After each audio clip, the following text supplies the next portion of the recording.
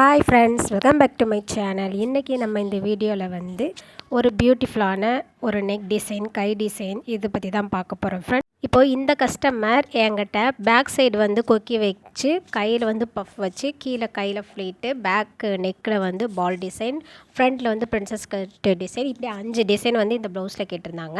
நான் ஃபஸ்ட்டு இப்போ back side சொல்கிறேன். பேக் சைடு நம்ம கட் பண்ணும்போது ஓப்பன் வைப்போம் பார்த்திங்களா, ஓப்பனுக்கு வந்து நீங்கள் பட்டி வைக்கிறதுக்காக 1/4 இன்ச் இல்லைனா 1/2 இன்ச் உங்கள் தையல் எவ்வளோ போடுறீங்களோ அவ்வளோ விட்டுட்டே நீங்கள் கட் பண்ணுங்கள். இப்போ வாங்க இந்த வீடியோக்குள்ளே போகலாம். ஃப்ரெண்ட்ஸ், இந்த வீடியோக்கு போகிறதுக்கு முன்னாடி என்னுடைய சேனலை இன்னும் நீங்கள் சப்ஸ்கிரைப் பண்ணாமல் இருந்தீங்கன்னா தயவு செஞ்சு என்னுடைய சேனலை சப்ஸ்கிரைப் பண்ணி வச்சுக்கோங்க. அப்படியே இந்த வீடியோவை ஒரு லைக்கை கொடுத்துட்டு வாங்க இப்போ வீடியோக்குள்ளே போகலாம். ஃபஸ்ட்டு நான் இந்த நெக்கு வந்து நான் அடிச்சு தான் திருப்ப போகிறேன். இதில் வந்து நான் கிராஸ் பீஸ் கொடுக்கல. அவங்க வீ நெக்கு கேட்டிருந்தாங்க, அதனால் வீ நெக் கட் பண்ணிவிட்டு அதை நான் வந்து ப்ளவுஸோட நல்ல பக்கத்துக்கு மேலே ரெண்டையுமே வச்சுட்டு அதை நான் ஃபஸ்ட்டு ஜாயின் பண்ணிவிட்டு எக்ஸ்ட்ரா இருக்கிற எல்லாத்தையுமே நான் கட் பண்ணி எடுத்துக்கிறேன். இப்போ அதில் குட்டி குட்டியாக கொஞ்சம் நாட்ச்லாம் போட்டுட்டு அதில் வந்து ஒரு அமுக்கு தையல் போட்டுக்கிறேன். அமுக்கு தையல் போட்டதுக்கப்புறமா திருப்பி வச்சு நான் வந்து ஒரு 1/4 இன்ச்சில் நீட்டாக ஒரு தையல் போட்டுக்கிறேன். இப்போ ஏன் இதை நீட்டாக நம்ம தையல் போட்டுக்கணும், இதில் வந்து நம்ம ஹெம்மிங் எதுவும் பண்ணுறது கிடையாது. இந்த தையல் நம்மளுக்கு வெளியே தெரியும், அதனால் நான் நீட்டாகவே ஒரு தையல் போட்டுக்கிறேன் ஃப்ரெண்ட்ஸ். இப்போ இவ்வளோ டீட்டெயில்ஸாக சொல்கிறதுக்கு காரணம், பேசிக்காக கற்றுக்கிறவங்க இருப்பீங்க, அவங்களுக்காக தான் இவ்வளோ டீட்டெயில்ஸாக சொல்கிறேன். நல்லா தைச்சவங்க யாராச்சும் இந்த வீடியோ பார்த்துருந்தீங்கன்னா இவ்வளோ டீட்டெயில்ஸெல்லாம் சொல்ல தேவையில்லை அப்படிலாம் சொல்லாதீங்க. புரியாதவங்களுக்காக தான் இவ்வளோ டீட்டெயில்ஸ் சொல்கிறேன். புரிஞ்சவங்க நீங்கள் அடுத்தடுத்த ஸ்டெப் வந்து நீங்கள் பார்க்கலாம்.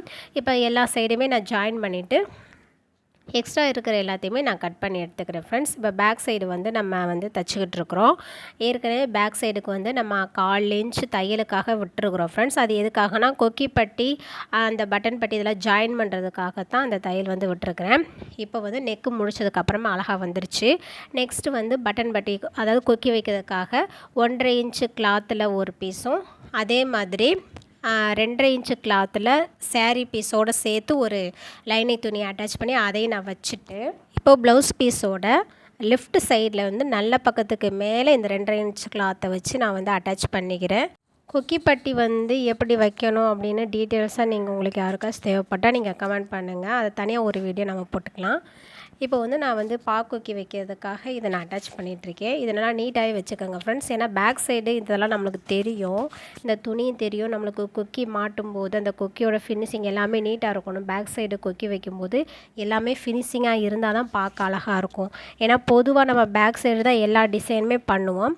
இப்போ கொக்கியே நம்மளுக்கு பேக் சைடு போகும்போது நல்லா நீட்டாகவே பண்ணணும் ஃப்ரெண்ட்ஸ்.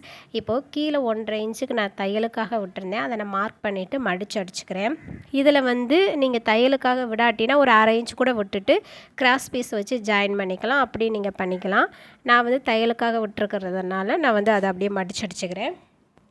நெக்ஸ்ட்டு வந்து கொக்கி போடுறதுக்காக நம்ம வச்சுருப்போம் பார்த்திங்களா, ரைட் சைடு நான் கொக்கி போடுறதுக்காக வச்சுருக்கிறேன்.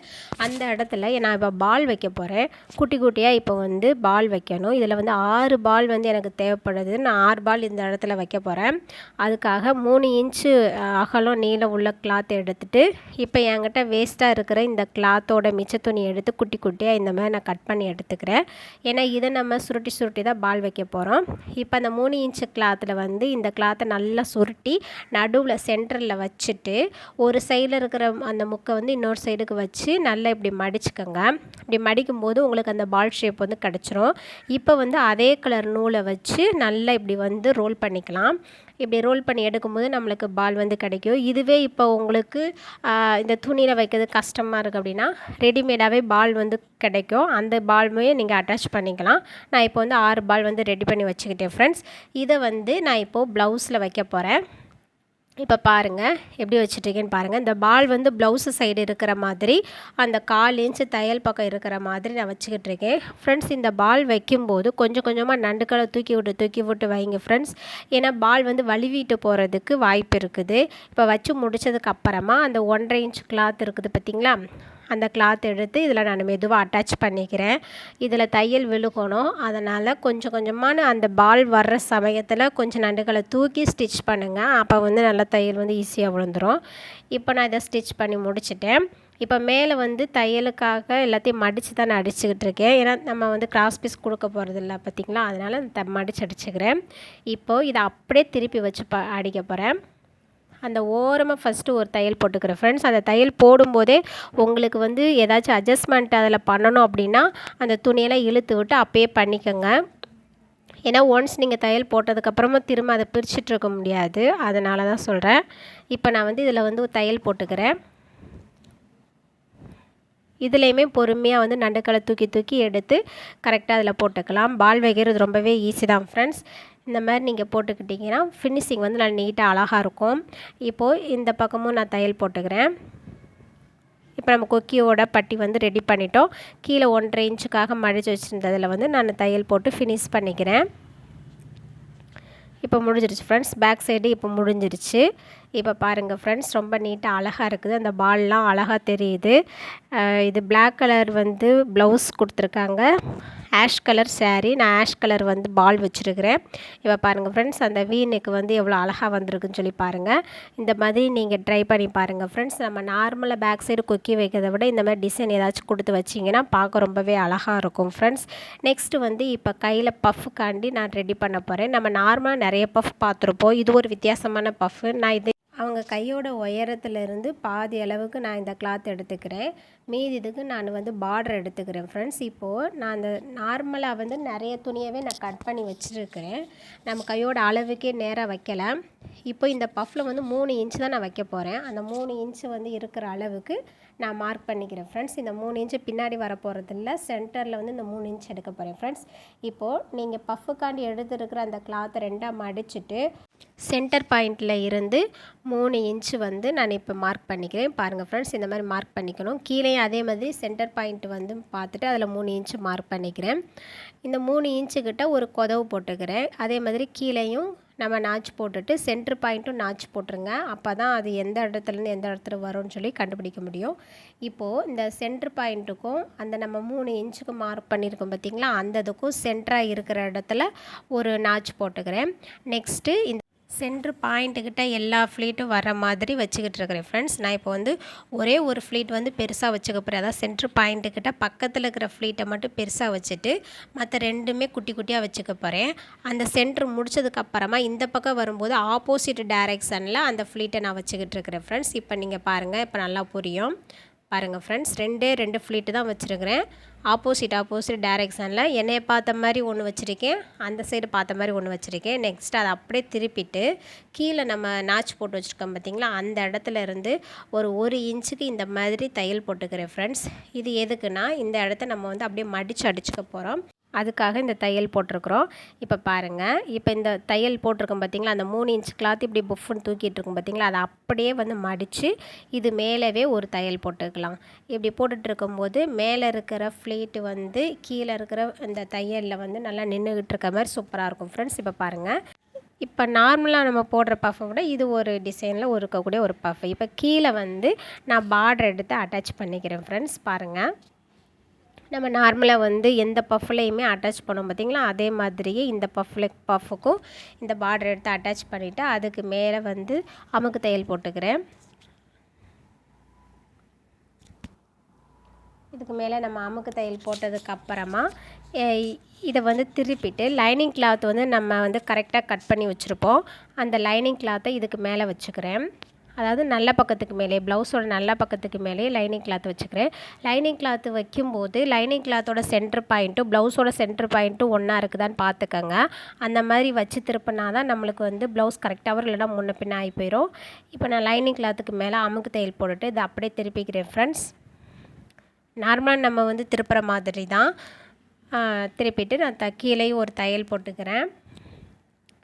இப்போ நிறைய எனக்கு பஃப் வேண்டாம், ஆனால் பஃப் இருக்கிற மாதிரி தெரியணும், ஒரு டிசைனாக இருக்கணும் அப்படின்னு கேட்குறவங்களுக்கு இந்த மெத்தட் நீங்கள் தாராளமாக ட்ரை பண்ணி பாருங்கள். இப்போ பாருங்கள், நான் லைனிங் கிளாத்தோட சென்டரும் சாரீ கிளாத் சென்டரும் ஒன்றா வச்சுட்டு அதில் நான் ஒரு கை வச்சுக்கிறேன். இப்போது அட்டாச் பண்ணிக்கிறேன் ஃப்ரெண்ட்ஸ். ஃபுல்லாகவே இந்த மாதிரி அட்டாச் பண்ணும்போது 2 சென்டருமே ஒன்றா இருக்கும். இப்போ எக்ஸ்ட்ரா இருக்கிற எல்லா கிளாத்தையுமே நான் கட் பண்ணி எடுத்துக்கிறேன். இப்போ பாருங்கள், பஃப் எவ்வளோ அழகாக வந்திருக்குன்னு பாருங்கள். இது பஃப் இருக்கிற மாதிரியே இருக்காது, ஆனால் இது ஏதோ ஒரு வித்தியாசமாக அழகாக தெரியும் இந்த பஃப்பு.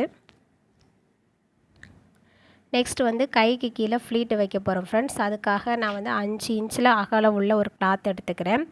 5 இன்ச் கிளாத்து ஒரு சாரியோட அந்த சைடு ஃபுல்லாகவே எடுத்துருக்கிறேன். இதை அப்படியே வந்து நல்ல பக்கத்தை உள்ளே வச்சு வெளியே வந்து ஒரு 1/4 இன்ச்சுக்கு நான் தையல் போட்டு எடுத்துக்கிறேன் ஃப்ரெண்ட்ஸ். இந்த 1/4 இன்ச்சு தையல் போட்டு எடுத்ததுக்கு அப்புறமா நம்ம நாட்டு திருப்புற மாதிரி இதை நம்ம திருப்ப போகிறோம். ஃப்ரெண்ட்ஸ், இந்த ப்ளவுஸில் பார்த்தோம்னா நம்ம 5 டிசைன் போட போகிறோம் ஃப்ரெண்ட்ஸ். பேக் சைடு ஹூக்கு போட்டிருக்கோம், அதில் பால் போட்டிருக்கோம். நெக்ஸ்ட்டு வந்து ரோப்பு, கையில் பார்த்தீங்கன்னா குட்டி பஃப் வச்சுருக்கோம், கீழே ஃப்ளீட் வச்சுருக்கோம், ஃப்ரண்ட்டில் வந்து பிரின்சஸ் கட்டு வரும். இத்தனை டிசைன் இதில் போட்டிருக்கோம். இதோட சார்ஜ் நான் எவ்வளோ வாங்கியிருக்கேன்னா 450 ரூபா வாங்கியிருக்கேன். ஏன்னா இதனால் வந்து நான் வெளியே வந்து வாங்கி போடுற திங்ஸ் எதுவும் இல்லை, எல்லாமே நம்ம கை ஒர்க்கு தான். நம்ம வாங்கி போடுற திங்ஸ் இதில் வந்துருந்துச்சுன்னா கண்டிப்பாக வந்து இதில் நான் சார்ஜ் அதிகமாக வாங்கியிருப்பேன். இத்தனை டிசைன் நம்ம போடுறதுனால எல்லாமே குட்டி குட்டியாக தான் வந்துட்டு போட போகிறோம், ரொம்ப இதில் ஒர்க்கும் இருக்காது. பேக் சைடு கொக்கி வைக்கிறோம், அவ்வளோதான். மற்றபடி பால் கூட நம்மளுக்கு ஒரு 6 பால் தான் நம்ம வச்சுருக்குறோம், கையில் ஃப்ளீட் வச்சுருக்கோம். பஃப்பு கூட அவ்வளோ இதெல்லாம் நம்ம ரொம்ப ரிஸ்க் எடுத்து பண்ணல. நெக்ஸ்ட்டு பிரின்சஸ் கட்டு. இப்படி நீங்கள் தைக்கும்போது எக்ஸ்ட்ரா வந்து நீங்கள் அமௌண்ட்டு வாங்கிக்கோங்க ஃப்ரெண்ட்ஸ். நார்மல் நம்ம தைக்கிற மாதிரியே வாங்கக்கூடாது. இப்படி ஏதாச்சும் ஒரு சின்ன சின்ன வேலைகள் நீங்கள் பண்ணிங்கன்னா அதுக்கு ஏற்றபடி நீங்கள் வந்து சார்ஜ் பண்ணிக்கோங்க. இப்போ ஃப்ளீட்டுக்காக ரெடி பண்ணி வச்சுருக்கிற இந்த கிளாத்தில் வந்து நான் ஃப்ளீட்டு வச்சுக்கிட்டு இருக்கேன். ரொம்ப பெருசாலாம் வைக்கல, குட்டி குட்டியாக தான் வச்சுக்கிட்டு இருக்கிறேன் ஃப்ரெண்ட்ஸ். இப்போ கையை எடுத்துகிட்டு அதுக்கு அடியில் வந்து நான் அப்படியே ஜாயின் பண்ண போகிறேன். ஏன்னா ஏற்கனவே இதை வந்து நம்ம மோல்டு பண்ணி தான் வச்சுருக்குறோம், அதனால் அதுக்கு மேலேயே வந்து கையோட கீழ் பார்டரை வச்சு நான் அதுக்கு மேலே ஒரு தையல் போட்டுக்கிறேன். இந்த இடத்துல வந்து உங்கள் கையோட மெஷர்மெண்ட்டை நீங்கள் பார்த்துக்கோங்க. ஹைட்டை பார்த்துட்டு அதுக்கேற்றபடி அந்த ஃப்ளீட்டு எவ்வளோ தூரத்துக்கு உங்களுக்கு வெளியே வேணும் அப்படின்றத பார்த்துட்டு இதை அட்டாச் பண்ணிக்கோங்க ஃப்ரெண்ட்ஸ். இந்த ப்ளவுஸுக்கு நான் பிரின்சஸ் கட்டு தைச்சிருந்தேன் ஃப்ரெண்ட்ஸ். ஆனால் பிரின்சஸ் கட்டு வீடியோ வந்து எடுக்கும்போது அது இதுவுமே ரொம்ப டைம் ஆயிடுச்சு இந்த வீடியோ எடுக்கிறதுக்கு. அது இன்னும் கொஞ்சம் நீளமாயிரும் அப்படின்றதுக்காண்டி அதை நான் கட் பண்ணிட்டேன். பிரின்சஸ் கட்டு ப்ளவுஸோட வீடியோ உங்களுக்கு வேணும்னா நீங்கள் கமெண்ட்டில் நீங்கள் தெரியப்படுத்துங்க, நான் கண்டிப்பாக நான் நாளைக்கு போடுறேன். இப்போ பாருங்கள் ஃப்ரெண்ட்ஸ், இந்த லுக்கு வந்து அவுட்லுக் இப்படி தான் வரும். நம்ம போடும்போது இந்த அளவுக்கு நம்மளுக்கு அந்த அவுட்லுக் கிடைக்கும் ஃப்ரெண்ட்ஸ்.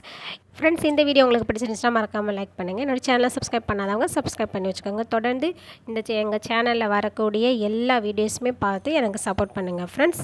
இன்னொரு வீடியோவில் உங்களை பார்க்குறேன். பாய்.